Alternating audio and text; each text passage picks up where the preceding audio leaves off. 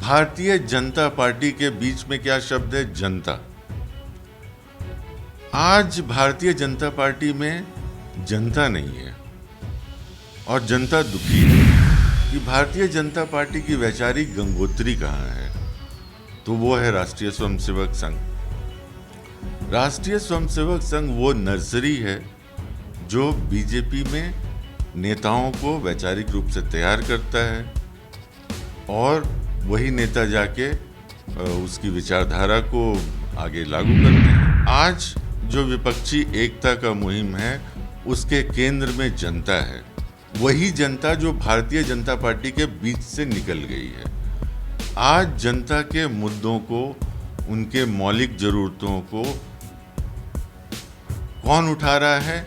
विपक्ष उठा रहा है। बिहार है और आप भी जानते हैं बिहार क्रांति की भूमि है, परिवर्तन की भूमि है। बिहार ने बड़े से बड़े तानाशाहों को उनकी जगह दिखा दी है। नमस्कार, मैं हूं देवांशु। आप देख रहे हैं न्यूज़ फाउंडेशन। विपक्ष की सबसे बड़ी मीटिंग के बाद महाराष्ट्र में जो बवंडर हुआ, क्या वो बवंडर बिहार पहुंचने वाला है? क्या महागठबंधन भी टूटने वाला है? और क्या बीजेपी जो है वो सही मौके का इंतज़ार कर रही है? इस वक्त हमारे साथ बात करने के लिए आरजेडी के राष्ट्रीय प्रवक्ता करुणा सागर जी होंगे। महाराष्ट्र में जो हुआ, क्या बिहार में भी बीजेपी ऐसी व्यू रचना कर रही है कि महागठबंधन टूटे, आरजेडी टूटे, जेडीयू टूटे, लेफ्ट टूटे? देखिए देवांशु जी, महाराष्ट्र में कल घटना हुई है इसलिए आज हम बात कर रहे हैं, लेकिन ये कोई पहली घटना नहीं है और ये गिनाने की ज़रूरत नहीं है कि इससे पहले कहाँ कहाँ ये घटनाएं हो चुकी हैं।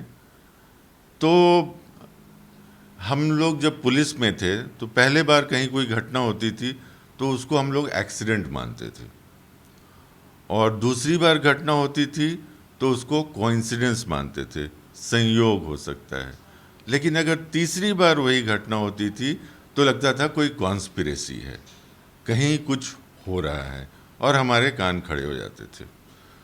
तो ये जो घटना हुई है एक पैटर्न है और ये पिछले कई सालों से अलग अलग राज्यों में हो रहा है। इसके बारे में विपक्ष के बहुत सारे सीनियर नेताओं ने बोला है, हमारे राजद के प्रवक्ताओं ने इसमें अपनी प्रतिक्रिया दी है।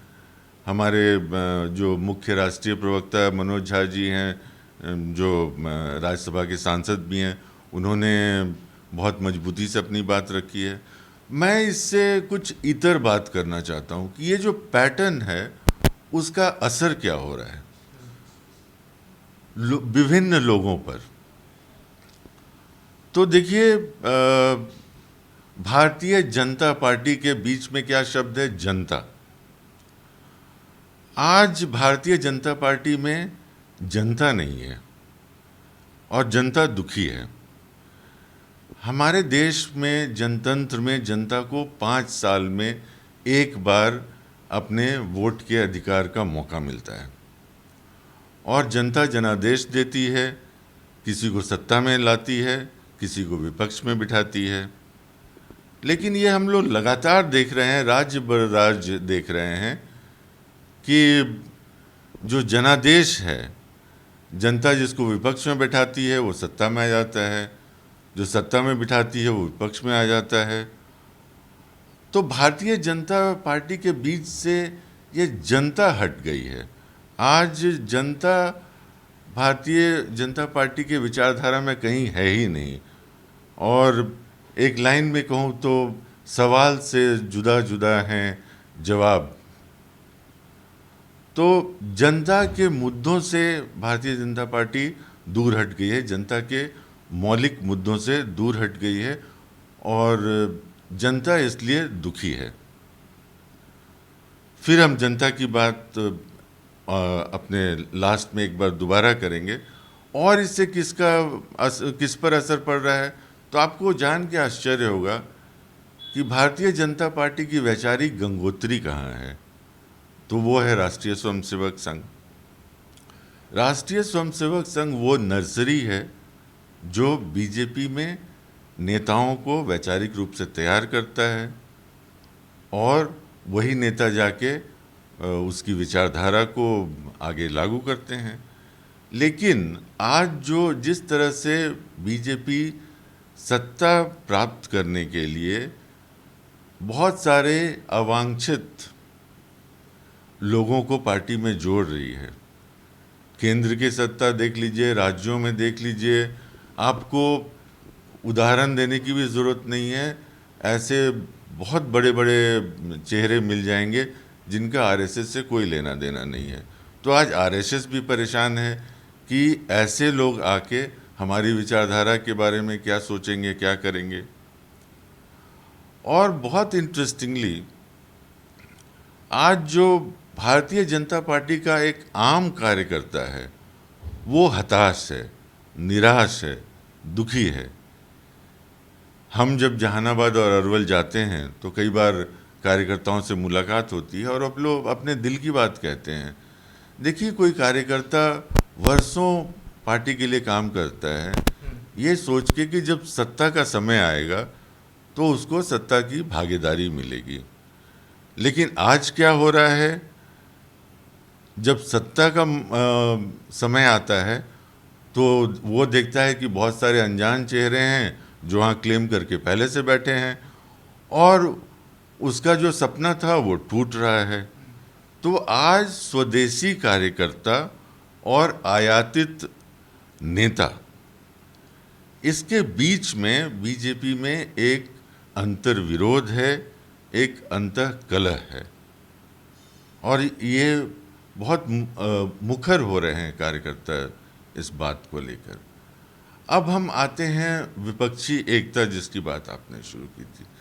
तो देखिए, जो विपक्षी एकता का मुहिम है ये सिर्फ सत्ता प्राप्त करने के लिए नहीं है।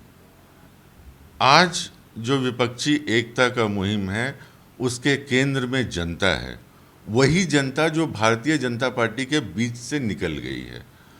आज जनता के मुद्दों को, उनके मौलिक ज़रूरतों को कौन उठा रहा है? विपक्ष उठा रहा है।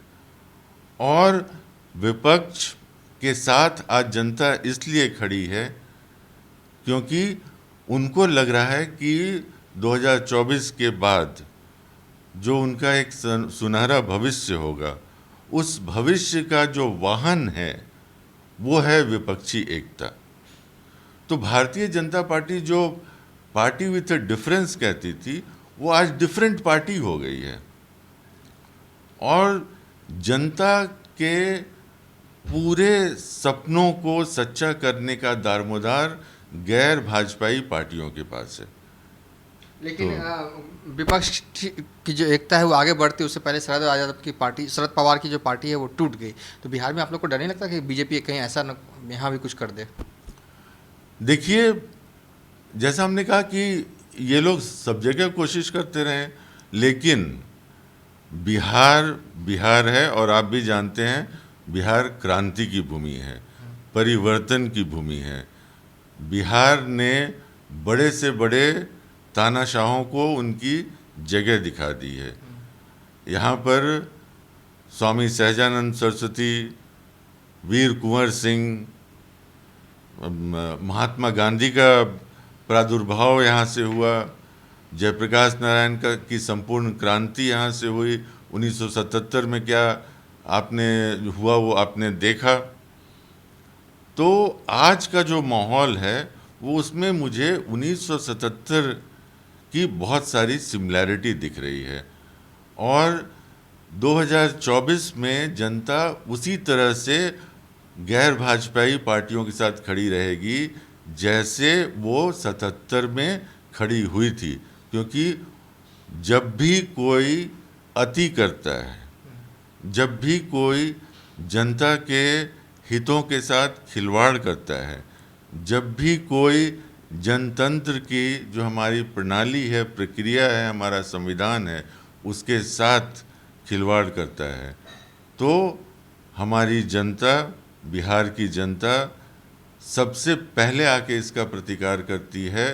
और इसीलिए 24 में आपको जनता विपक्ष के साथ खड़ी दिखेगी, क्योंकि जनता अपना भविष्य विपक्ष के साथ जोड़कर देख रही है, और जो विपक्षी मुहिम एकता की मुहिम है उसको इसी परिप्रेक्ष्य में देखना चाहिए। चलिए थे आरजेडी के राष्ट्रीय प्रवक्ता करुणा सागर। फिलहाल अभी तक के लिए इतना ही। आप देखते रहिए न्यूज़ फॉर नेशन।